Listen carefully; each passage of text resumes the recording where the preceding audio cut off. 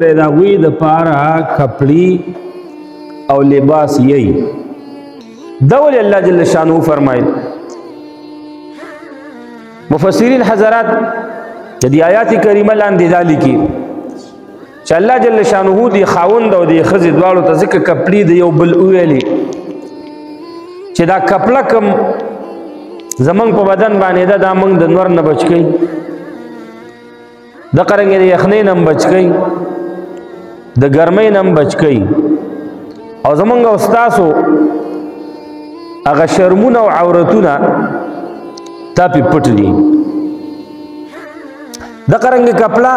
لباس د سړی بدن سره لګیدلې نو پته ولګیدل چې الله جل شانه کو فرمایل چې دا خزي او سړی دی ول د پاره کپړی دي چې خزا او خاون دا به یو بل د مصیبتونو نه بچ کی د تکلیفونو نه به بچ کی یو بل سره به د دوست د مرګري غوندې زندگی تیری د یو بل د حیا د ناموس د غوی د عزت خیل بساتی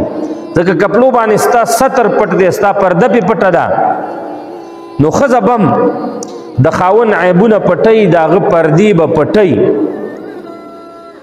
داغه بد صفات چې کوم دي دا به خلکو ته نه بیانې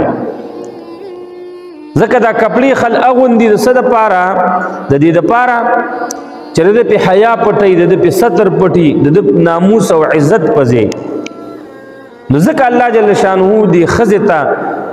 او دی سړی ته د یو بل د پاره کپړی لباس یو نو خزو خاون به د یو بل رازونه ساتي د یو بل شرم به پټي او بد صفتونه با خزو خاون د یو بل نور خلقو ته گوانډیانو ته مور او پلار ته د خاون رونو ته خپل رونو ته د خاون خويندو ته خپل خويندو ته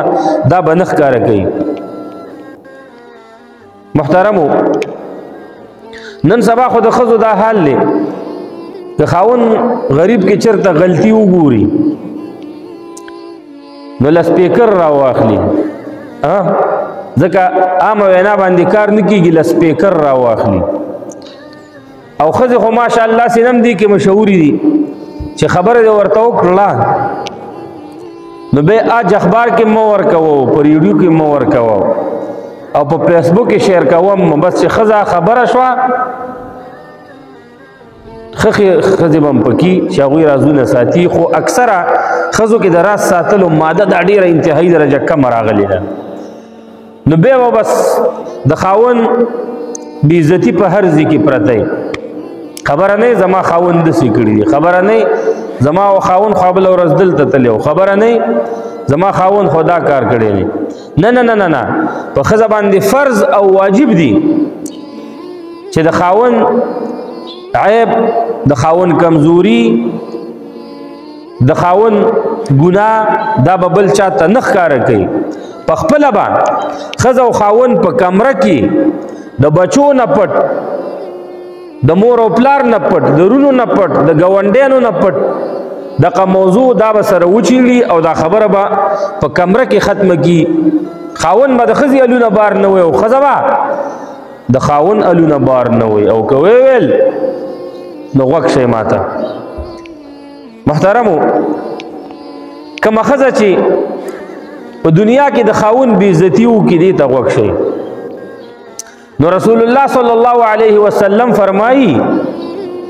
وای په جنت کې چې د خاون کمی بی بیان دي او کمی خزي دي او حور عین دي نو هغه دي دنیا کې د خزي ته خیری کوي خیری او د آیات ساتي د فرشتو او د حور عین دا غوي خیری قبليږي خامخا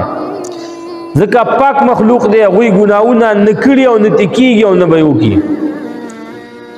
دا خیری ورته څنګه کې حدیث شریف درته ویل رسول الله صلی الله علیه وسلم فرمایي کله چې یو دنیا کې یو خزا خپل خاون ته په خبره تکلیف ورکی ټینشن کې واچي بد ردی ورته وای خاون خپکی وای د دې سړي خزي په جنت کې چې کوم خزي ورته حوري ورته الله مقرر کړی دا غوي سوی قاتلک اللہ، اللہ دے ملکا، اللہ دے ہلاکا کا، یوشک قریب دا ایو فارقکی الینا، چستا دا خاون منگتا راشی، ولی فإنه معك دخیل، دا خطا سر ملمد دے و سورزو دو ہمیشہ زندگی دا خو زمنگ سر دا، اللہ دی تا ہلاک کی، اللہ دی تا تباہ کی، دتا تکلیف مور کوا، دا گورے دے سورزو ملمد در نبراشی او بیا با گورے ور پس خپائی ہم دا قرنگی کی گیم. کم خاون چی جوندے نو خودی ور سر اکثر بد اخلاقی نی کئی، دا شیز دی راولو دا دی ران نوڑو، پلان کئی خزی تا خویدوم رسو نکڑی دا او تا ما تا صرف یو جوڑ والی کڑی سیوا، پلان کئی خزی تا شل جوڑی سنڈل او چپڑی اغسطی زما دا غیو جوڑد ودی، پلان کئی خزی تا 50 جوڑی کپلی کڑی دا زما دا غیو جوڑد ودی، پلان کې خزه ته خسته کور برابر کړي، گاډي ورته غسته او زما څه نشته، خو کله چې خاون مړ شي او وفات شي د به خزه په ځان را باندې کی، اغه نور الله ته علم دی چې دی وخت کې دا حقیقت کې خاون پسې خپه ده او کدا صرف اغه شومنت کوي، خودنه کوي خلکو ته کې چې پلان کوي د خاون پسې ډیره خپه و، دغه پلان کوي د خدای غرق کی زویم دا دی غرق شي تبا دی شي. تاسو به وایئ چې ولی مولوی صاحب خیری ورته ولی کې نو په جنت کې ورته حور عین خیری کې زبه ورته ولی نه کو، نو به چې کله خاون مړ شو نو دا ځان وایي او ځانم زخمی کی او ګریوان موسلی او روټۍ م نه خوري او اوښ کې م نه ودرېږي، نو چې خلک وایي چې دغه ښځه د خاون پسې سخته خپه وه ډېرې پسې ژړل، نه کله چې هغه ژوندی و نو تا به تې داسې ډیمانډونه او داسې غوښتنې کولې چې هغې بیچاره نشي پوره کولی، تا به ورته کنزل کول، تا به ورسره بد اخلاقي کوله، ته به تې ټول عمر مروره وي، نو چې اوس مړ شو اوس پسې ژړاګانې کې. تاسو ته وایم فیصله ستاسو په لاس کې چې په ژوند باندې یو څوک د چا قدر او عزت ونه کي، خیال یې ونه ساتي، ادب یې ونه کي، احترام یې ونه کي، نو په مرګ باندې بیا هغه پسې افسوس کول چې مړ شو او بیا لاپې کول چې زه به داسې وکړم او زه به داسې وکړم او تا دې خدای را ژوندی کړي خاونده، نو دا فایده لري؟ نه نه دا هېڅ فایده نه لري. نو کوشش کوئ چې د کومو خویندو سره خاوندان ژوندي دي د هغوی په ژوند باندې احترام وکئ او د مرګ نه وروسته د هغه د الله معامله ده چې څه به ورسره کوي، خو که د مرګ نه وروسته ته هر څومره جړاګانې وکړي، واویلا وکړي او خپلې کپړې وشلې او په خاورو کې ځان ګنده کې ورغړېږي، نو خاوند ته یو ذره فایده دا نه ور رسېږي او نه د خاوند راستنېږي. محترمو رسول الله صلی الله علیه وسلم فرمایي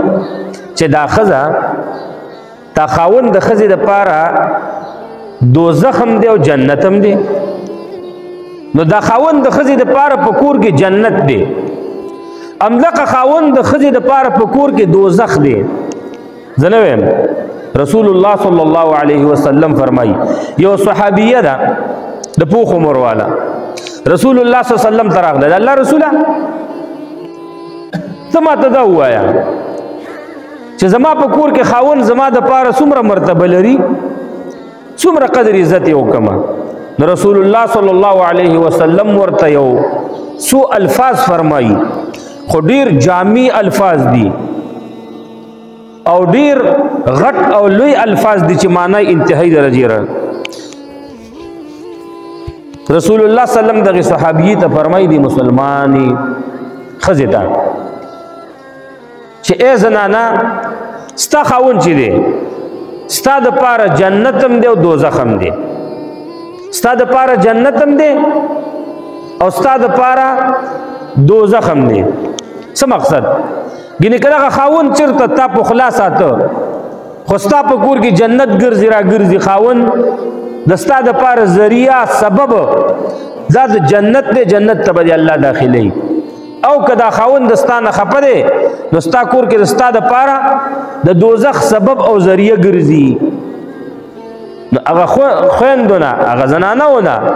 چې خپل خاوندان خفه دي هغوی دې د ځان دپاره جهنم نه ګرځوي دغه خور دې راپاڅي د نن نه بعد دی دغه خپل خاوند دغه خپل څښتن دغه دې د ځان دپاره جنت وګرځوي دوزخ دې د الله جل شانه دپاره نه ګرځوي پخلا دی کې د سړي قدر په ښځه ډېر دی د سړي غصه په ښځه سیوا ده د سړي تکلیفونه په ښځه ډېر دي سړي ته ډېر څه ور په غاړه دي کاروبار به کوي روټۍ به راوړي اوړه به راوړي غوړي به راوړي چای به راوړي ستا دپاره به لباس راوړي بچو ته به لباس راوړي د کور بیل به ورکوي د ګیس بیل به ورکوي د بجلی بیل به ورکوي په سلګونو خرچې دي صاحبه چې زه اوس نشم حسابولی نو د خاوند ټینشن یې زیات دي ستاسو ټینشن دی تیاره روټۍ درته راځي او هغه خوري نو د خاوند احسان او شکریه ادا کا رسول الله صلی الله علیه وسلم معراج ته تشریف یوړو صحابو ته فرمای خذو ته صحابیات ته رسول الله صلی الله علیه وسلم فرمای اے زنانو تاسو مې ډېرې دوزخ کې ولیدلې او پته درته شته دوزخ کې مې ولې ډېرې ولیدئ دا وجه دا ده چې د سړو نه ښځې ما ډېرې په دوزخ کې ولیدلې او ښځې به ډېرې جهنم ته داخليږي وی وجه دا ده یکسرن اللعنه تکسرن اللعنه غوی چې دی لعنت ډېر وی چې لعنت دی په غوا باندې لعنت دی په چیلنګۍ باندې لعنت دی په ماشوم باندې او په پیله باندې او په کاسه باندې ګورې کنه او په روټۍ باندې او په سالن باندې په انګولي باندې نو یو لعنت دی ډېر وی او دیم وتکفرن العشیر او د خاوندانو ناشکری کوي نافرمانی کوي ناشکر ښځه دا الله ته خوښه نه ده دا پیغمبرانو ته خوښه نه ده شکرګزار ښځه دا الله ته خوښه ده دا پیغمبرانو ته خوښه ده ابراهیم علیه السلام چې کله د اسماعیل علیه السلام ملمه شو کور ته راغی مکې مکرمې ته چې راشه دا ښځه او دا معشوم بچه اسماعیل علیہ السلام می په دې دشت او بیابان کې د الله په کور کې پرېخه تپوس یې وکړه ابراهیم علیہ السلام د شام نه را روان شو مکې مکرمې ته شام کې هغه د خپل یو بیبي سره سارا بیبي سره اوسېده او اسماعیل علیہ السلام او هاجره بیبي دای په مکه مکرمه کې پرېخ یو د قصه تاسو بار بار اورېدلې خو بهرحال سلام ته راغی تپوس ته راغی یو بیبي ولیدله ته څوک یې زه د اسماعیل علیه السلام بیبي مخه ژوندم څنګه تېرېږي زما لوري یاره وایي ژوندم ډېر سخت دی څه دي بس دغه زمزم اوبه دي او بس دغه د ښکار غوښې دي ایله بیله دغه خورو نور څه نشته بس ژوندم تنګ دی د ژوند مزم نشته ابراهیم علیه السلام ورته ابراهیم علیه السلام د اسماعیل علیه السلام دی بیبي ته یو سوال جواب پرېښود چې خاوند دې راغی ځان ورته نه ښایي چې زه ستا څخه یم چې خاوند دې راغی ورته به ووایه چې داسې یو بوډا سړی راغلی او دقه نښې لخاني دي او دغه سوال جواب یې پرېښی کله چې اسماعیل علیه السلام راغی خپل بیبي ته وایي څوک ونه راغلی ولې یو مېلمه راغلی و څنګه سړی و سپین ږیری سړی و دقه نښې وي وایي ښه دا زما پلار و ابراهیم علیه السلام وایي څه درته خو ویلي نه دي سوال جواب وصیت څه خبره خو یې نه کړې او یو خبره خو وکړه څه ویلي وایي راته ویله چې خاوند ته دې ووایه چې دا د کور یا د کمرې دا درشۍ نه ده دا بدله کړه درشۍ دې ته وایي چې د دروازې دا لاندې سیټ دا کوم چې ځمکې سیټ ته راغلی دغې ته وایي دا بدله کړه وایي ښه ښځې ته طلاقه شولې اسماعیل علیه السلام ورته فرمایي وایي زما پلار دا هم پیغمبر دی د خپل پلار د پیغمبر په رموزو په پټو خبرو باندې پوهېږي کنایاتو باندې ښه وایي زما پلار پیغمبر دی هغه ماته حکم کړی چې دا ښځه دي لرې کړه دا بېکاره ښځه ده ګوره په ناشکرۍ باندې د خپل انګورتوب نه د پیغمبر د نکاح نه ختمه کړله ولې ناشکري کوله دا ښځه طلاقه کړه بله یې وکړله د ابراهیم علیه السلام خواهش پیدا شو چې د خپل بچي هغه سلام ته ورشم د خپل بچي مېلمه شم چې بیا راغی بیا ابراهیم اسماعیل علیه السلام په کور کې نشته چېرته ښکار پسې وتی نو معلومات یې وکړه یو بیبي ورته راووتله ته څوک یې زه بس مېلمه یم خاوند دې چېرته دی بیبي نشته تللی دی ښکار ته تللی دی غریب خپل بچو ته ما ته رزق پیدا کوي ورته وایي ښه بچی ژوند هم څنګه تیریږي ستاسو ژوند په څه طریقه تیریږي خوشحاله که خفه دا بیبي ورته دې ځل ته څه وایي یره مېلمه الحمدلله والثناء لله د الله حمد او ثنا ده او د الله شکر دی او شکر لله د زمزم دا ښایسته اوبه چې په دنیا کې دا په ټاپ اوبه دي اول نمبر اوبه دي دا اوبه څکو او تا ته پته ده خوراکم څه شی دی د ښکار تازه غوښې دي یاره ډېرې مزیم دي او الله ښایسته خاوند راکړی دی او ښایسته زندگی تیریږي او د الله په کور کې اوسېږو بیت الله شریف کې وایي خاوند چې کله راغی ورته ووایه چې باباجي دغه سوال جواب پرېښی دا وصیت یې کړی چې دغه دروازه دا درشۍ بدله نه کړي اسماعیل صلوات وسلام راغی بیبي څوک خو نه راغلی او راغلی یو میلمه راغلی و ډېر ښایسته سړی و او دې ځل دې څه کړي دي چې دا شکرګزاره کومه بیبي چې د اسماعیل علیه السلام د خپل سخر ته څه وایي اس نه راکوشه چې خپې درته وینځم لاسونه درته وینځم سر درته وینځم کپړې بدلې کا تا خو ډېر سفر به دې کړی او ورته وایي نه هېڅ هم نه کوم خو دغه سوال جواب وکړه څه سوال جواب یې وکړه دا سوال جواب یې راته وکړه چې خپل خاوند ته ووایه چې دا دروازه ګورې بدله نه کړي دا درشۍ بدله نه کړي وایي ښځې مبارک زه تا ته طلاق نشم درکولی زما پلار دا حکم کړی چې دا بهترینه بیبي ده دا ښه بیبي ده پام کوه چې پرېنه تاسو ته پته شته د دې بیبي په نسل کې الله جل شانه څوک پیدا کړ تاسو ته پته شته نشته محمد رسول الله صلی الله علیه وسلم ځکه رسول الله صلی الله علیه وسلم د ابراهیم علیه السلام د اسماعیل علیه السلام د نسل نه دی او د دې بیبي د شکرګزارۍ د وجې نه چې د خاوند شکریه ادا کوله د الله شکر ادا کو الله جل شانه د پیغمبر په نکاح کې پرېښودله او رسول الله صلی الله علیه وسلم د دې په خاندان کې پیدا شو رسول الله صلی الله علیه وسلم فرمایي ښځې مې ځکه ډېرې ولیدلې په جهنم کې وتکفرن العشیر د خاوندانو ناشکري کوي او رښتیا هم ده خفه کېږو به نه خویندې دې رانه په دې باندې نه خفه کېږي خاوند به 20 کاله مزدوري کړي او ښځې ته به یې هره بلا راوړي د هره بلا کې هر څه شامل شو خو چې کله خاوند یې ورځې د ښځې خبره ونه مني یا یو جوړه ورته رانه یا سینډل ورته رانه یا ترکاري لږه بیکاره راوړي نو ښځه ورته ډایرکټ څه وایي ای وایي ستا نه ما خیر کله لیدلی ما رأیت منک خیرا قط د حدیث الفاظ دي وایي خاوند ته به څه وایي رسول الله صلی الله علیه وسلم فرمایي چې سړیه ستا نه ما څه خیر لیدلی دی دا 20 کاله چېرته لاړل د الله ظالمي دا ستا روټۍ دا ستا ګپړي دا ستا د بچو حفاظت دا دومره احسانات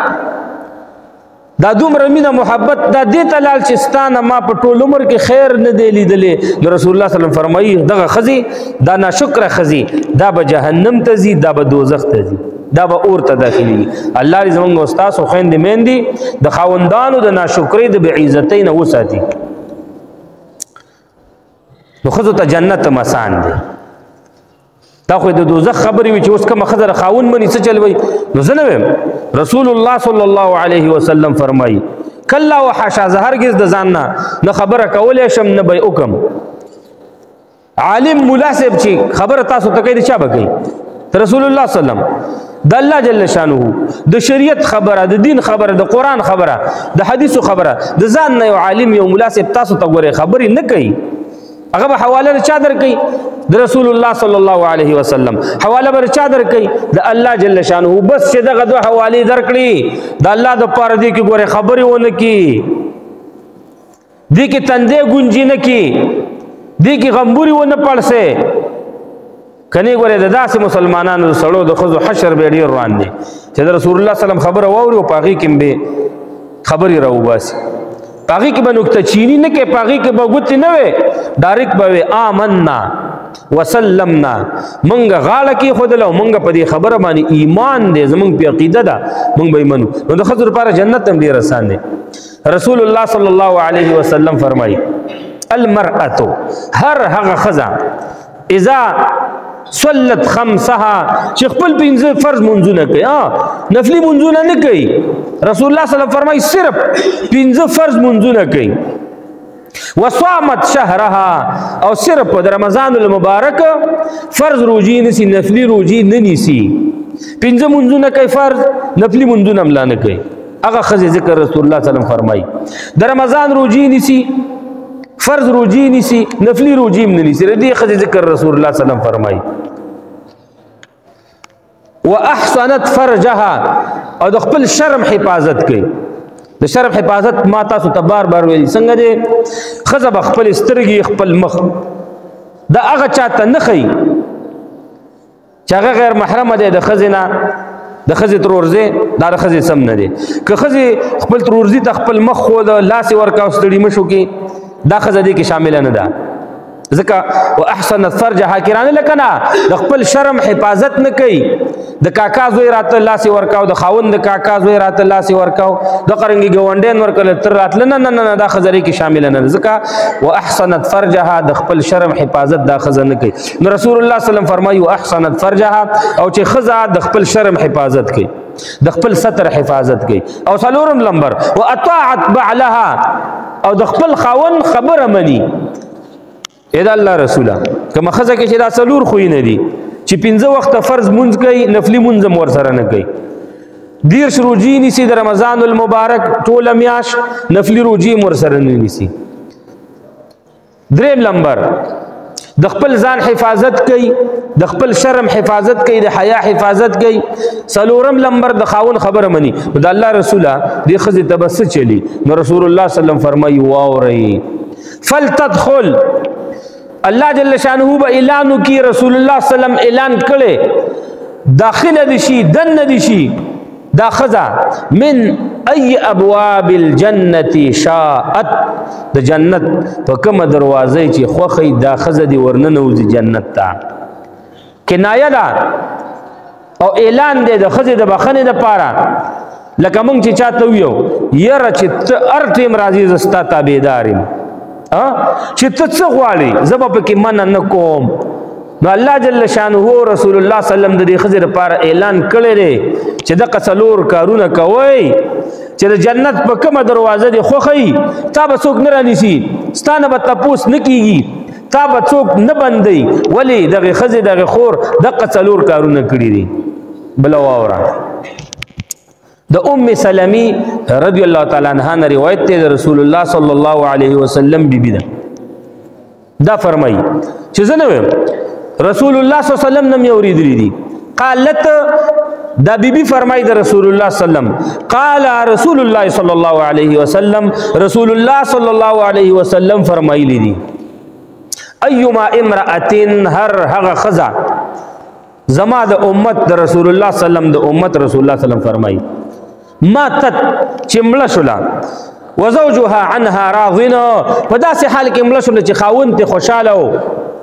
فلتدخل الجنه جنت ته به دا ښځه داخله شي ښځه د مړه شوله جنازه پرې وشوله تپوس به کېږي چې دې نه خاوند خپه و که خوشحاله یاره دې نه خاوند خوشحاله و نو رسول الله صلی الله علیه وسلم فرمایي دا ښځه به جنت ته داخلیږي ولې خاوند ته خوشحاله دی خزه د مړه شوله جنازه پرې وشوله کلي کې خلک ډېر صفتونه کوي ښه ښځه وه تپوس به وشي خاوند خپه و که خوشحاله یاره خاوند ترې خپه و نو دا به څه کوي دا ښځه به الله دې نه کړي دا به جهنم ته داخلېږي ولې خاوند ترې خپه دی یو زنانه رسول الله صلی الله علیه وسلم د الله رسوله په سړي باندې د ټولو نه ډېر حق دا د چا دی رسول الله صلی الله علیه وسلم ورته فرمایي د هغه د مور په سړي باندې د هغه د مور ډېر حق دی بیا ورته فرمایي د الله رسوله او په ښځه باندې د ټولو نه ډېر حق د چا دی د رسول الله صلی الله علیه وسلم ورته فرمایي د هغې د خاوند په سړي باندې د ټولو نه ډېر حق د چا دی تاسو ته وایم د هغه د مور په ښځه باندې د ټولو نه ډېر حق د چا دی د دې ښځې د خاوند یو بیبي رسول الله صلی الله علیه وسلم ته راله حدیث شریف دی د الله رسوله د خاوند څومره حق دی رسول الله صلی الله علیه وسلم ورته فرمایي بیبي زه به درته خلاصه خبره وکړم رسول الله صلی الله علیه وسلم ورته فرمایي که چېرته د یوې ښځې یو خاوند د ده بدن د زخمونو نه د دانو نه ډک دی او دا ښځه دغه ګنده دانی او دا زخمونه په خپله ژبه وڅټي نو رسول الله صلی الله علیه وسلم فرمایي بیم د خاوند حق نشي پوره کولی سوچم دی اول خو داسې کېدی نشي خو که یو ښځه داسې موکي چې خاوند په کپړه نه صفا کوي خاوند په پټیو باندې نه صفا کوي د خاوند دا ګند دا په خپله ژبه باندې صفا کي نو هم رسول الله صلی الله فرمایي د خاوند حق بیم دی ښځې برابر نه که یا زما ورونو کومه ښځه چې هغه د خپل خاوند خیل ساتي او عزت کوي نو الله جل شانه هم په بے غیرت کوي نه ویم ځان نه ویم التاب احمد د ځان نه وي د چا نه وي د قران نه دلیل در کوم ایوب علیہ السلام ډیر صبر کوونکې پیغمبرو داغه بیبي وا رحمت نو رحمت او دا د چا لور وا دا د یوسف علیہ السلام نه سیوا د منشا لور وا او دا د یوسف علیہ السلام بچیو نو د یوسف علیہ السلام نه سی شولا ایوب علیہ السلام ته الله پاک ډیر مال او دولت ورکړیو او خان او ګډي او شیلنګي او غواګانی خسته شکل پیغمبران خو رضان نم خسته ایوب علیہ السلام ډیر خسته دي ځواني دا علم دی پیغمبري دا وحی راځي قوم دی بچی دا خزی دی بچین دی لونه دی مالونه دی وسی پیغمبري علم هم شو او مالم شو نو بس دا څومره لوی امتیاز دی د الله جل شانه د خوانه د دې عبادت باندې رسمان ته خاطر شیطان الله جل شانه ته ورغه اے الله شیطان الله جل شانه ته اے الله دستا بندر دی ته چې د صفاتونه کې اوستا پرشتي چې اسمان کې د صفاتونه کوي دا خو به خود ستا عبادت کوي دا دومره رحم دې پکړې مالونه او اولادونه او بیبیان او ځواني او صحت ته داواله دا خو دیو کې الله جل شانه شیطان ته څو فرمایل زور شتا ته مسنا ست تسلط درک ایوب علیہ السلام باندې زما دا بنده چې کدا معلوم ک چې څه کوي چې دا په بیماری کې دا په غربت کې ما یې دی او کنه مې دی شابه شیطان راغی الله ورته څنګه څه اختیار ورکو مفسرین حضرات لیکلي دا وخان مړ شول چې وخان مړ شو ایوب علیہ السلام خبر شو دغه شیطان ورته یو چا په شپون کې پجامه کې راغی هغه وخان د ټول مړ شو ور پر راغی او سوځیدل ختم شو و الحمدلله الله را کړی والله واغستل ټیک ده دغه رنګ وزیم مړ شو لګډان مړ شلو سر سپینه مو سوځیدل د دې په ځای چې عبادت کې کمی راشي ایوب علیہ السلام عبادت نورم سیوا کده الله حمد او ثنا شیطان الله ته ورغی الله وې د ډېر ښه صحت دی باچهي ده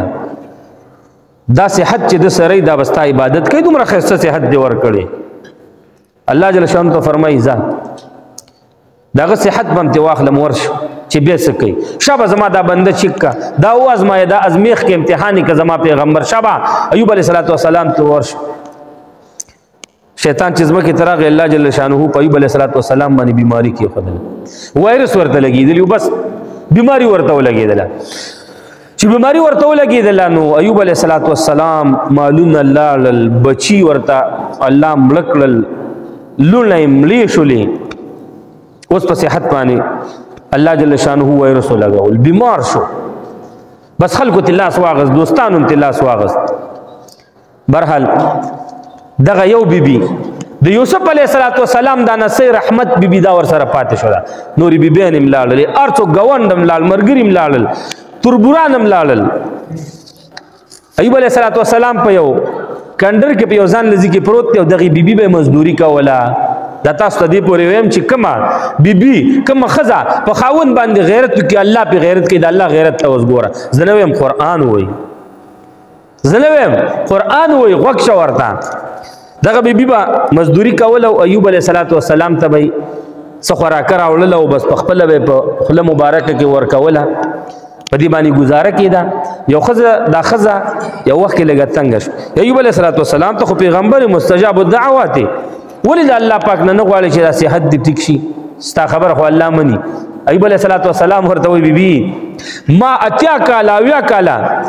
صحت تیر کړي بادشاہي می کړي دا بچی میو لونه می وی مالونه سر سپینو یاره زه الله نه شرمیږم کاتیا کاله ما باندې دا بیماری تیره شوه نو د هغې نه وروستو به الله ته سوال وکړم چې الله ما ټیک کړي ورنه نه کوم ما ته حیا راځي د الله نه دې ته صبر وکړم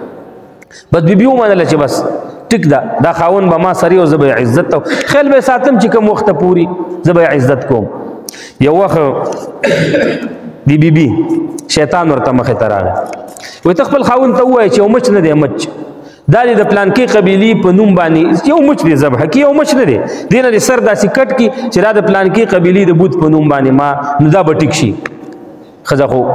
وایي چې راشه دا معمولي عمل دی دا دې وکړي که نه ایوب علیه السلام به ټیک شي صحت به ورته میلاو شي چې دا ورته ویل مفسرین حضرات نورې خبرې هم لیکلي خو ما درته دقه یو ویله وایي داسې وکړه خاوند دا یو ښایسته سړی راغلی و سم مولا صاحب و ډېر ښه سړی و بزرګو نیکو د الله ولی و او ما ته یې دغه ویل چې خاوند دې ستا یو مچ قرباني کړي د پلانکې قبیلې په نوم خاوند ده وکړه که نه ایوب علیه السلام ورته فرمایي ساده ښځې ای ساده ښځې ته پیغمبر ته د شرک حکم کې نه هرگز نشم کولی خو قسم په الله که زه ټیک شم تا به سل چوکي وام سل لختې به دې وام ښځې توبه وایسته چې ما خبره نه ده کړې پیغمبر په شان کې رانه لږه بېادبي وشوله بیا به داسې نه کوم خاونده ما بد وکړه ایوب علیه السلام ورته فرمایي نه نه نه تا ډېر بد وکړه سل چوکي سل لخته به دې وام هغه ښځه یو وخت کې مزدورۍ ته لاړله او مزدوري میلاو نه شوله اوس که خاوند ته راځي نو خاوند وږی دی بیمار هم دی څه به کوي نو دې داسې چلو کو چې یو مالداره زنانه وه خپله دا یو طرف کوڅۍ دا یې کټ کړله هغې وخت کې دا مزي دا شیزونه ډېر کم وو د دې نه به خلکو چې دی مزي او دا رسۍ دا جوړولې نو دا یو کوڅۍ ځان نه کټ کړه دا واله په دې څه وکړم بس موږ ته لږه روټۍ راکړه لږ څه راته راکړه لږ طعام لږ وړه لږ غنم لږه روټۍ لږ سالن چې زه خپل خاوند ته ویسم کوڅۍ هغه زنانه ته ورکړله روټۍ ترې راواغېستله نن دا طعام لږ خوندور دی او ډېر دی ځکه چې ویښتې خرڅ کړي دي ویښتې ورکړي دي مجبوره ده ښه دا د اکراه حالت دی دا د تکلیف حالت دی کله چې یو دومره تکلیف حالت راشي چې انسان د ولږې نه مړي نو الله جل شانو فرمایي د خنزیر غوښه هم خوړلی شي مردار هم خوړلی شي پروا نه کوي خو ځان به پرې ډېر نه مړی او هر وخت به بیا عادي کېږي نه د دې ته ضرورت دی ویښته خرڅ کړ ایوب علیه السلام بیبي ته فرمایي رحمت دا نن خوراکه ډېره مزېداره ده را چېرته وه وایي بس مزدوري مې ده ومې کړه را مې وړه ایوب علیه السلام شک کې شو په سبا بیا چې لاړه مزدوري پیدا نه شوله بیا هغې ښځې ته ورلله بیا د ځان نه کوڅۍ کټ کړله ویښته وایي دا م رانه واخله ویښته لاړل د چا نه قرباني شو د خاوند نه قرباني شو د پیغمبر نه قرباني شو دې ته اوس غیرت وایي دې ته اوس بیبي وایي دې ته اوس زوجه وایي دې ته اوس مینه او محبت وایي چې د هغه خپل حیا خپل عزت دی د خاوند دپاره خرڅ کړه خپل ویښته دی د ایوب علیه السلام دپاره خرڅ کړل بیا راله بیبي رحمت نن خدا خوراکه ایوب علیه السلام ورته فرمایي خپلې بیبي ته نن خو ډېره مزېداره ده شا به پرون هم ډېره وه نن هم ډېره ده څه چل دې کړې نه خورم والله نه خورم تر هغې چې ال دې نه ویلې زما خاونده زه مزدورۍ ته لاړم چا کره کور کې کار نه و ما ویل چې تا د ولږې نه په تا باندې څه چلو شي تکلیف به درته میلاو شي پرون مې یو کوڅۍ ویښته یو ګیډه ویښته خرڅ کړي وو نن مې نور خرڅ کړه چې لوپټۍ ته لرې کړه ویښته یې ولیدل ایوب علیه السلام الله جل شانه ته په سجده پرېوته یا الله یا الله دغه بیماري دا وایرس دا زما زړه ته هم نور رانږدې دي الله زما دماغو ته هم رانږدې دي الله په دغې زړه او دماغو باندې زه ستا ذکر کوم ستا حمد او ثنا ویم منځونه او دسونه کوم الله که ما نه یې ونیو نو ګورې الله جل شانه بیا به زه معذوره یم ستا عبادت به نشم کولی په ژبه به ستا نوم نشم اخیستی الله مانا دا بیماری ختمه کا نو ایوب علیہ السلام قصہ اللہ جل شانہ قرآن عظیم شان کی ذکر فرمائی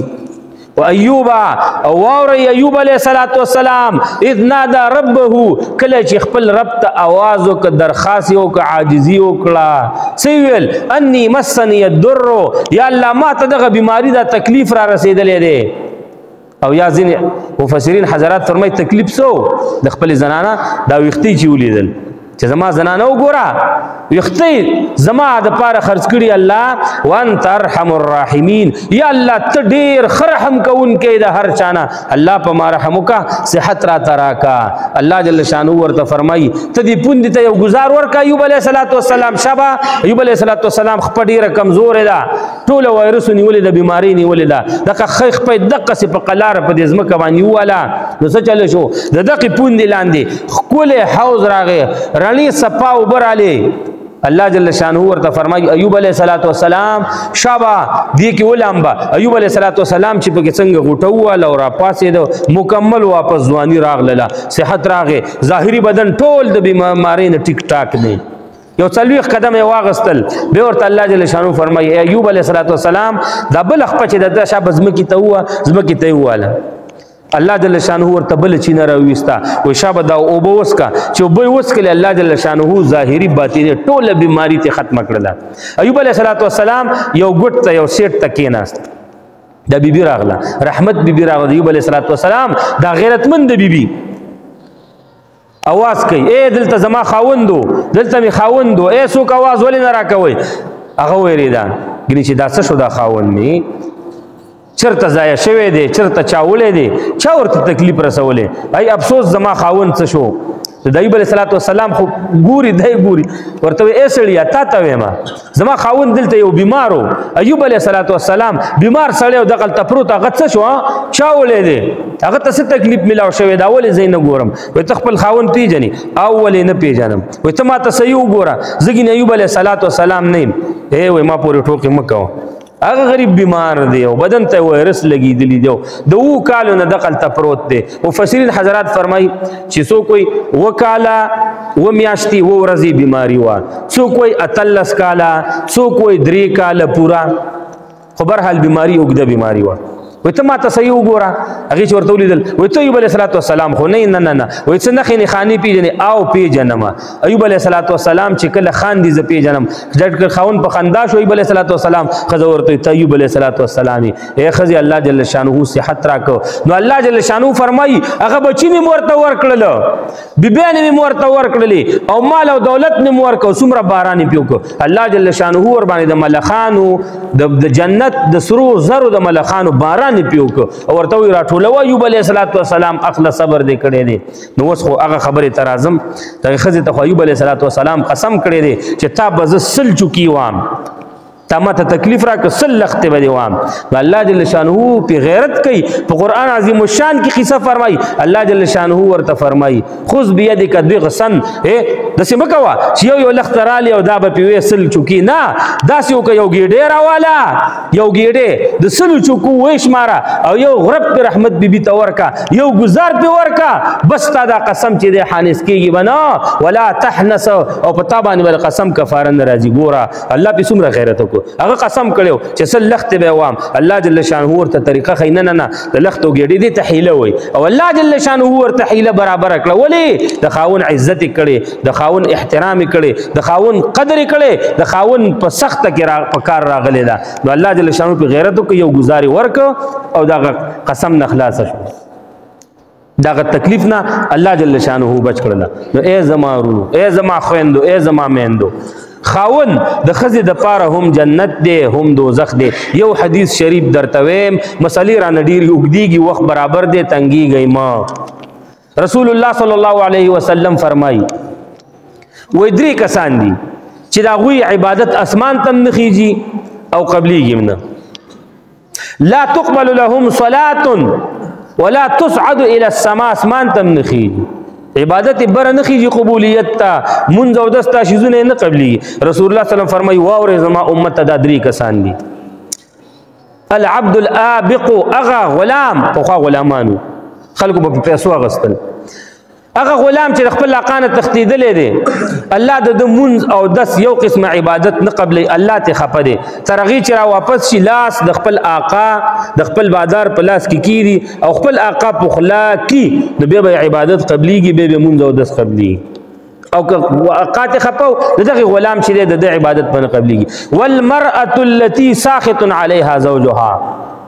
والمرأة ساخط عليها زوجها او دویم لمبر چې عبادت نه قبليږي څوک د هغه خزه ده چې هغه خاوند دینه خپي او دی غوسه کړي کدا منځونه کوي کدا وزسونه کوي کدا حجونه کوي کدا روجي نشي الله جل شانه به نه قبلي تر هغه چې خپل خاوند په خلا کې خاوند په خلا کې به منځ قبليږي روجه به قبليږي حج به قبليږي نو چې چا نه خاوندان خپه دي الله دپاره دا پخلا کوي په منځونو او دسونو باندې ځانونه مستړي کوئ دا خبره د الله جل شانه ده دا خبره د رسول الله صلی الله علیه وسلم ده دا زما خبره نه ده او دریم نمبر هغه سړی چې نشی کړي چې نشی کړي د نشي په حالت کې د نمونځ قبلېږي نه روژه نه حج نه اذکار اڅم تر هغې پورې چې دا نشه د ختمه نشي د قدرې خلک دا ټول نه بدبخته خلک دي خو ما درته پکې ویل چې هغه ښځه چې خاوند ترې خفه دی رسول الله صلی الله فرمایي د دې عبادت نه قبلېږي بلکې کومې ښځې ده چې خاوند ووایي چې راشه ماته دا پلان کې کار داسې وکړو ښځه رانه شي رسول الله صلی الله علیه وسلم فرمایي چې لعنت علیها الملائکة حتی تصبح تر سحره پورې په دې ښځه باندې فرشتي لعنتونه وایي لعنت علیها الملائکه د الله د ټولو نه عزتمن او پاک مخلوق په دې ښځه باندې لعنتونه وایي لعنت څه ته وایي معنی یې درته کوم لعنت دې ته وایي ای ښځې ته د الله د رحمت نه ته د الله جل شانه د مغفرت نه لرې د الله رحمت او مغفرت دې تا ته ونه رسیږي دا څومره خرابه خیره ده فرشتي لګېري دې ښځې ته دغه خیرې کوي او بل حدیث شریف دی چې الله جل شانه د دې ښځې نه تر هغې پورې خپوي کم رب چې په اسمان کې دی کما یلیق بشانه دغه رب د دې ښځې نه خفه دی تر هغې چې خپل خاوند پخلان نه کي محترمو الله دې اول ما ته تاسو ته د څو خبرو باندې عمل کولو توفیق را نصیب کړي